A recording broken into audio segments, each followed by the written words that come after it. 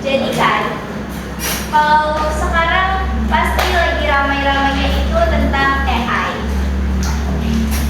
Bagaimana pendapat kalian tentang siswa-siswi yang menggunakan ChatGPT untuk mengerjakan tugasnya? Kalau menurut saya penggunaan ChatGPT itu ada negatif dan positifnya. Kalau positif itu kita lebih mudah mencari informasi ketika guru menyuruh kita untuk mencari jawaban, jadi itu menurutnya di ChatGPT. Tapi harus dianalisa dulu baru kita. Tapi sisi negatifnya kebanyakan orang itu menggunakannya seperti ketika mencari jawabannya tanpa dianalisis dulu, tapi langsung disalin kalau dikirim. Tapi dia tidak mengerti apa dengan jawaban yang dikirim.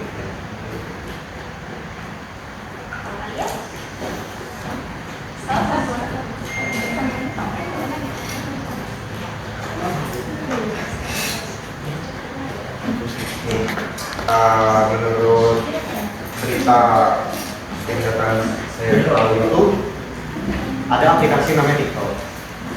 Jadi TikTok ini terkenal dengan konten-konten hiburan, video-video pendek. Tetapi kredibilitasnya itu jelek karena orang-orang di aplikasi lain seperti YouTube, Instagram, atau di Twitter, mereka menganggap aplikasi TikTok itu aplikasi penuh fiktif. Menurut saya pendapatnya gimana?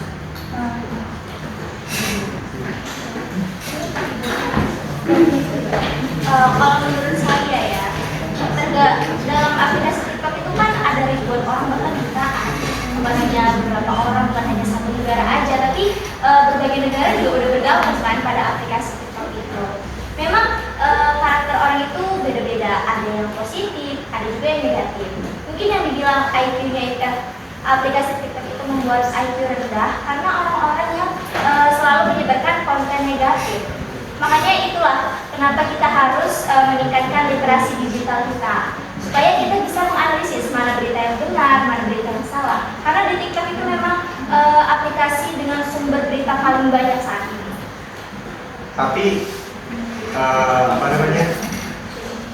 aplikasi TikTok itu yang membuat dia itu dijuluki sebagai aplikasi penuh itu bukan hanya video-video yang negatif, tetapi komentar-komentar yang ada di dalamnya, seperti misalnya kontennya itu tentang edukasi, tetapi mereka membalasnya itu seperti bercandaan yang nggak nyambung dari konteksnya.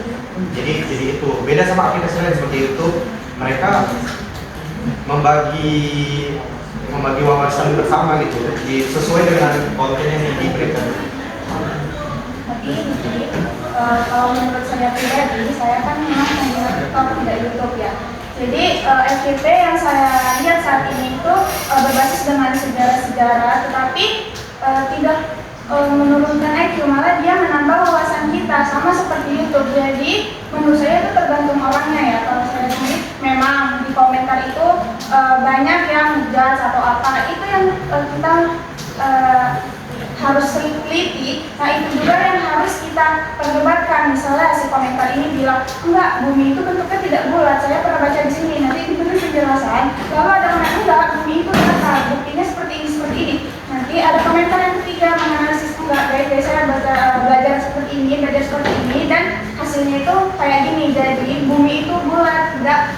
Nanti yang lain itu menyetujui. Terus kalau misalnya YouTube juga nggak sepenuhnya konten-konten untuk orang membuka wawasannya, karena YouTube juga kadang menyebar hoax. Kalau yang saya tahu kan, mungkin YouTube-nya Riji itu berandainya isinya tentang hobi atau pekerjaan, mungkin itu menambah wawasan. Sama seperti saya, TikTok saya isinya juga tentang konten luar negeri, tentang bagaimana dunia ini berkembang, bagaimana teknologi ini bekerja. Itu menurut saya menambah wawasan saya. Saya pernah jawab di mapel geografi, saya tahu lebih banyak yang dihasilkan oksigen atau karbon dioksida itu dari plankton. Saya belajar sendiri. Nah itu saya dapatnya dari TikTok, tidak dari Google, tidak dari itu juga. Jadi menurut saya itu aplikasi TikTok tidak menurunkan IQ manusia tetapi menambah wawasan. Sama seperti YouTube, mungkin kalau kamu nambah wawasannya di YouTube, saya di TikTok. Jadi jangan menyebutkan satu aplikasi untuk hal yang tidak baik. Itu menurut pandangan Oh, berarti kan jadi kesimpulannya itu apa yang sesat. yang salah itu aplikasinya, tapi orang-orang yang menggunakannya. Ya, salah satu orang yang tidak aplikasinya. Kamu jangan nonton sembarangan aplikasi.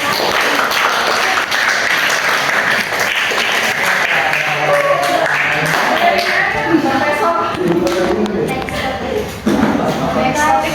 Apa kalau mau atau kami yang akan menanyakan?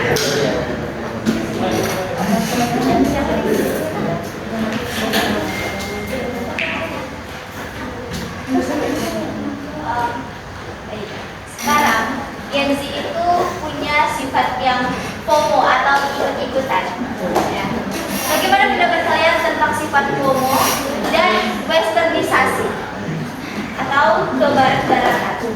Itu budaya yang Karena sekarang saya lihat Gen Z ini mengikuti tren-tren kebarat-baratan, bahkan dari makanan mereka terbiasa sama hal-hal yang barat, yang sama sekali nggak ada kandungan dari budaya kita sebagai masyarakat Indonesia.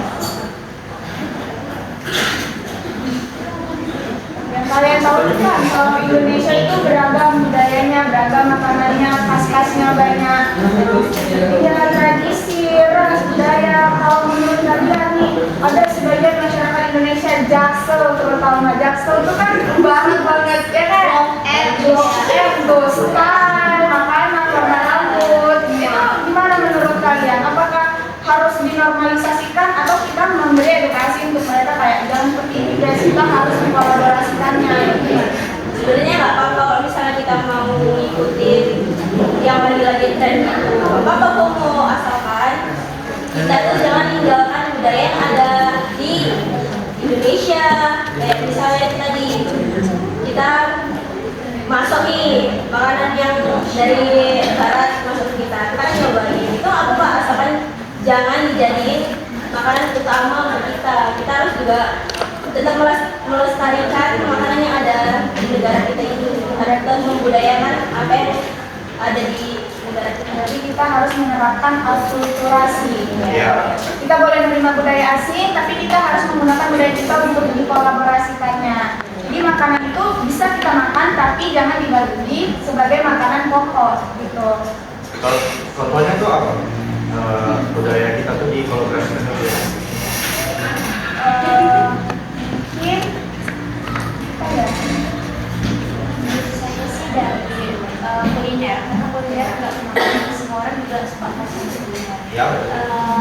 Misalkan Ayam, KFC, belum KFC? ya, KFC itu kan dari Amerika kan, itu paling besar negara superpower kalau kita bilang Iya. Amerika kan.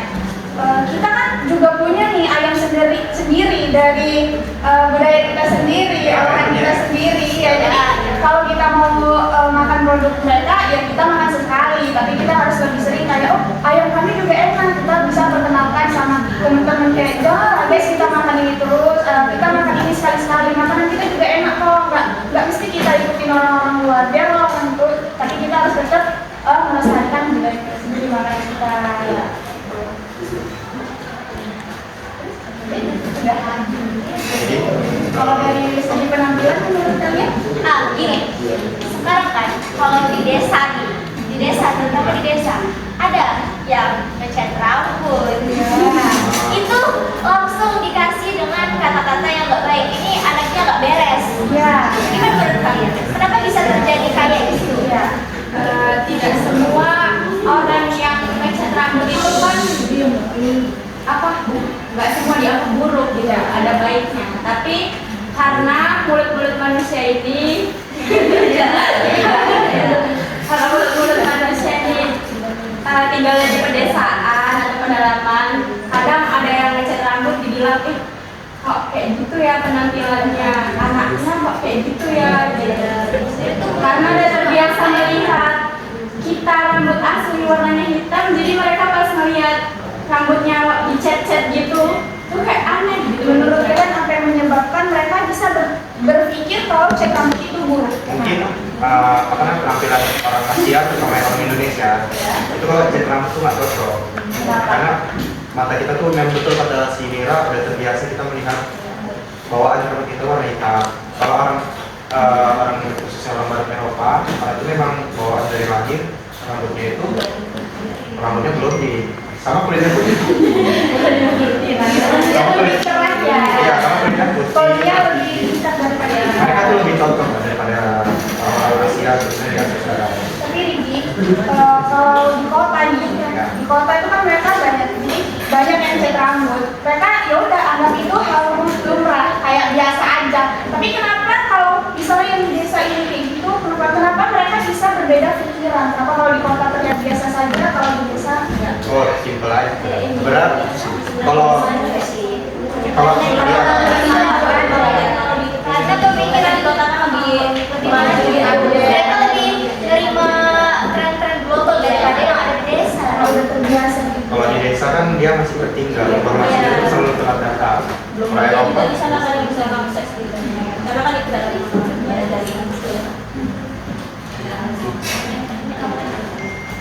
jadi kalau menurut kalian pribadi sama juga kayak kami atau ada beda gitu? Iya, menurut kami juga sama karena nggak semua orang yang rambutnya dicat itu salah kan, nggak mudah semuanya.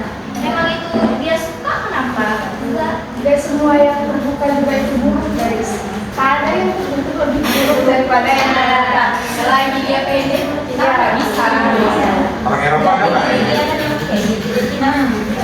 Kalau menurut saya orang Eropa malah kan pengen kayak kita nggak sih, kayak mereka bosan sama kulit putih ya. Semua biar Kebalikan putih. kita, pengen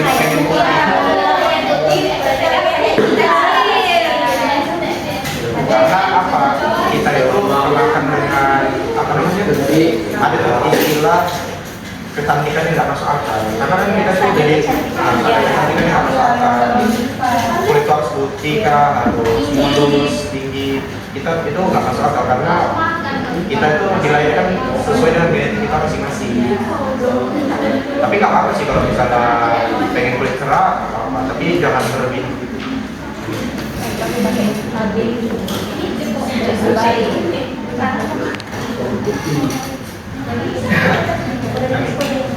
Nah, ini kan kita udah kelas 12. Ya.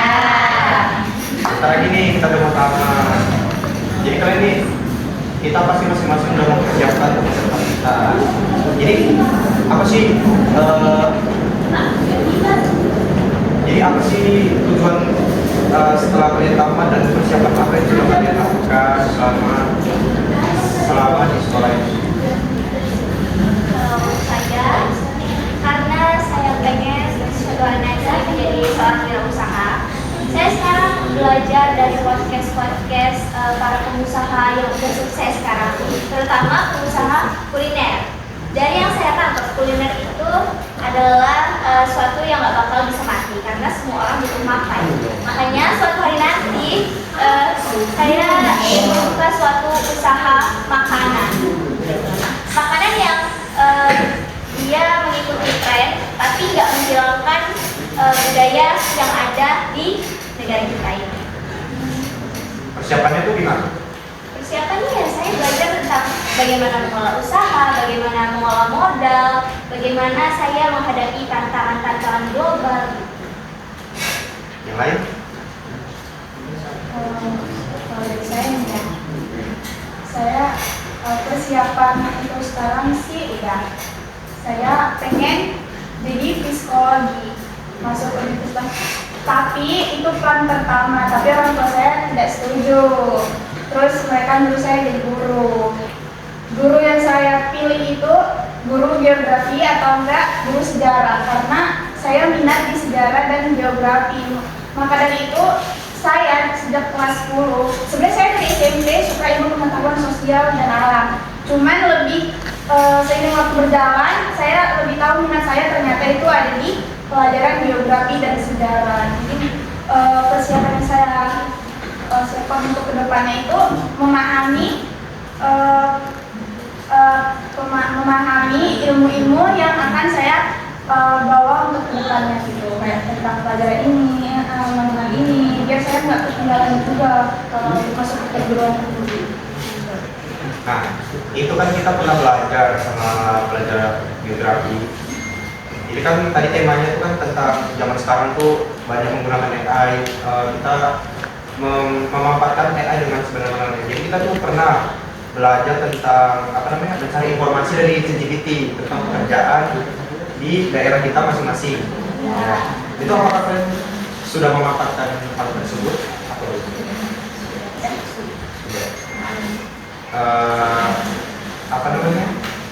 menurut kalian itu terbantu nggak?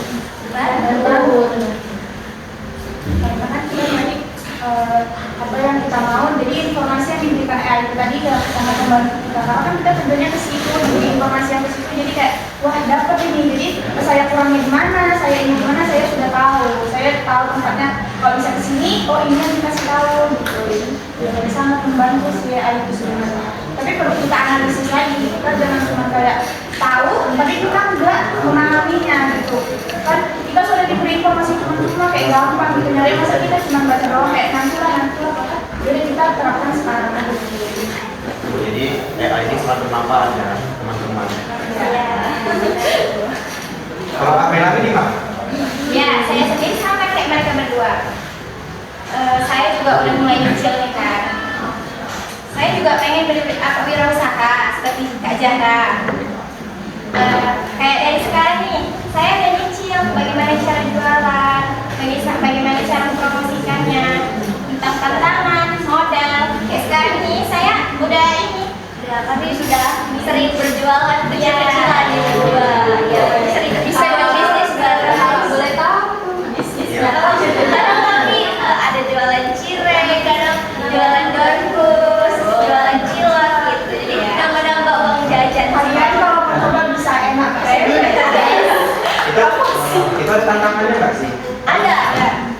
Tantangannya itu dari bahan sih, karena kan kami juga masih pemula. Jadi misalkan nih yang masuk ada 30 pesanan, kami bingung nakar untuk bahan-bahannya di berapa, kadang kekurangan, kami harus beli lagi, buat lagi. Itu sih tantangannya.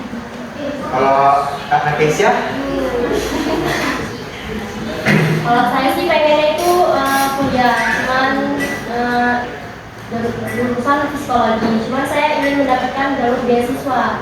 Cuman untuk persiapan kedepannya itu belum ada. Cuman ketika masuk. Ya. Jadi mulai sekarang udah ada niatan belum mau nyari kayak mana gitu.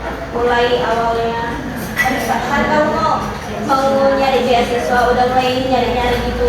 Udah di IG-nya saya mencari itu gimana cara mendapatkan beasiswa, gimana pokoknya tentang itu semua saya cari. Nah, sekarang juga pemerintah itu katanya mau ngeluarin sekitar 2 triliun untuk tamatan SMA melaksanakan pelatihan kerja untuk di luar negeri. Itu kesempatan nggak sih buat kita? Peluang banget. Kita bisa belajar bahasa secara gratis, tapi kita kerja di luar negeri. Ya ada. Sama CPNS untuk tamatan SMA juga dibuka untuk 300 sampai 400 ribu calon. Iya keren. Kemarin juga ada menunjukkan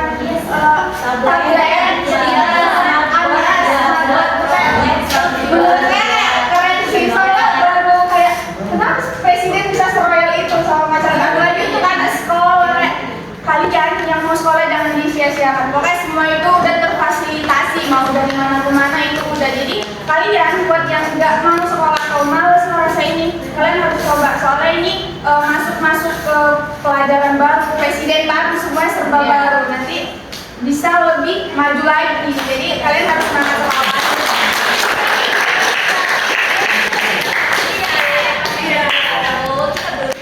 Walaupun kita ini percobaan ya. Dari kurikulum merdeka Sampai pulang sore,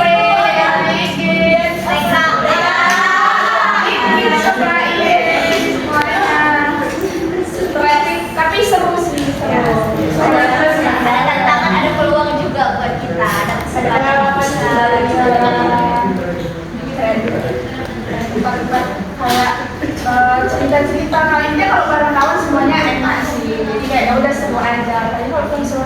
Ya udah seru aja karena kawannya nggak ada. Jadi kami nggak ditanya.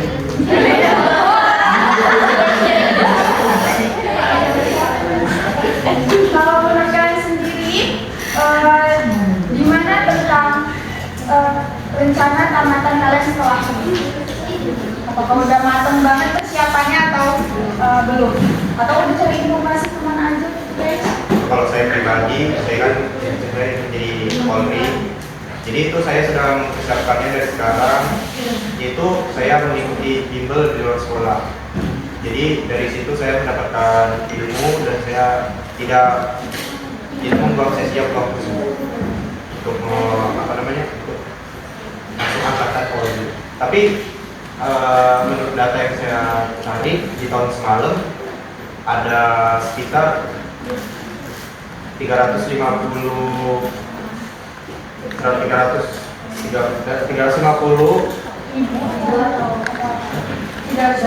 orang. enggak, apa namanya itu maksudnya Keluar.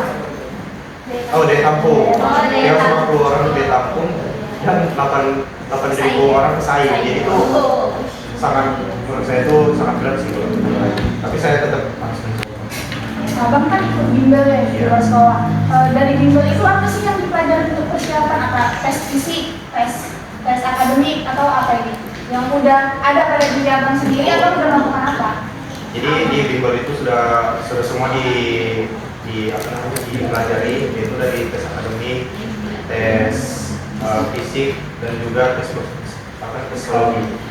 Jadi di situ dilatih terus berulang, dan ketika ini mendaftar dan itu tidak boleh bilang lain kata itu tidak lolos, itu bisa terus belajar lagi di bimbel tersebut tapi gratis, nggak bayar lagi ya. Jadi kesempatannya lebih besar gitu ya. Iya, kalau kita ingin menjadi angkatan atau kita mau ini sekolah kedinasan, kita harus bimbel minimal karena BPM memudahkan kita untuk masuk ke tes kedinasan atau angkatan. Kalau itu gimana? Kalau saya sama kayak Pak Anes ya, saya ingin berkuliah jurusan hukum. Saya di sini masih mencari seperti beasiswa atau pengetahuan yang lain lah.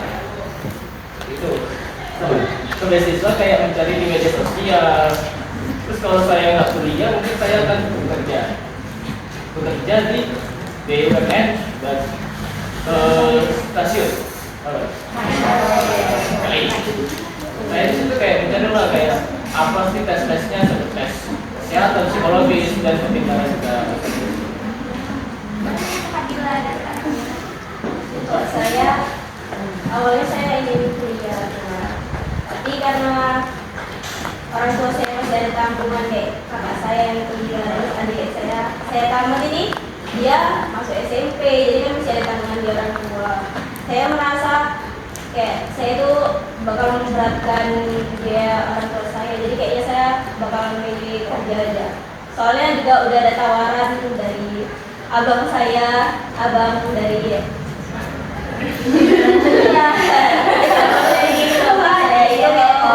abang hotel gitu, administrasi, karena udah ada peluangnya, jadi kayaknya saya kerja dulu, baru kalau misalnya saya udah bisa, baru saya nyoba kuliah. Tapi Kak Dila badannya terlalu juga kan? Iya, udah harus sama itu lah ekonomi. Agak ditunda dulu. Iya. Apa? Kalau Kak Nadia gimana? Kalau untuk saya ya semua orang tuh memang mau merasakan kuliah ya. Emang saya juga mau merasakan itu kan awalnya dari masa-masa dulu lah, masa-masa kecil gitu. Kayak saya ini mempunyai plan kayak kuliah tuh jadi guru gitu, tapi ini SD. Kayak saya pengen merasakan kayak orang-orang PNS, jadi kayak pengen daftar CPNS gitu ya. Tapi karena ya saya berat gitu mau ke situ, kayak terhalang ekonomi juga satunya ya belum, ya pokoknya terhalang ekonomi gitu lah. Jadi yang plan kedua itu saya mau kayak kerja aja gitu. Kayak saya bisa kerja dulu. Nanti kalau memang udah memang saya mau nih kayak untuk masuk kuliah atau mau jadi guru gitu, saya bisa. Semoga aja bisa. Amin. Menurut kalian berapa? Gak ada yang mau menjadi wirausahaan atau membuka usaha? Ya, itu mau, cuman ya itu tadi lah dibantu sebelum kuliah gitu kan kita bisa bekerja di mana-mana dari pengalaman yang saya pengalaman. Saya perlu baru. Oke, kita kan udah banyak berbincang-bincang nih. Dari bincangan kita banyak sekali manfaat dan pengalaman dari kita. Bahkan kita sudah mengetahui satu sama lain rencana buat kedepannya, buat kesempatan nih teman-teman. Kita beruntung nih, walaupun kita ada tantangan dari TKA, tapi kita beruntung di generasi ini kita banyak kesempatan. Bahkan dari pemerintah juga kita semakin banyak kesempatan. Iya, banyak kesempatan